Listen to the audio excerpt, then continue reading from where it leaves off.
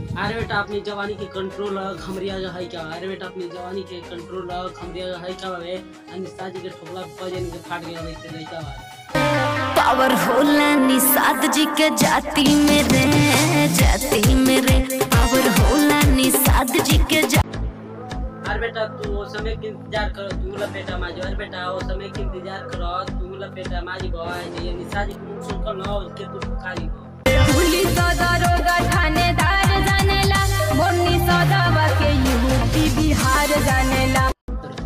अरे बेटा निशा जी के देख के जल्द ले कोनो खास ना। अरे बेटा निशा जी के देख के जल्द ले कोनो खास ना वे निशा जी के ठोकल ना क्यों बर्दाश्त ना होला।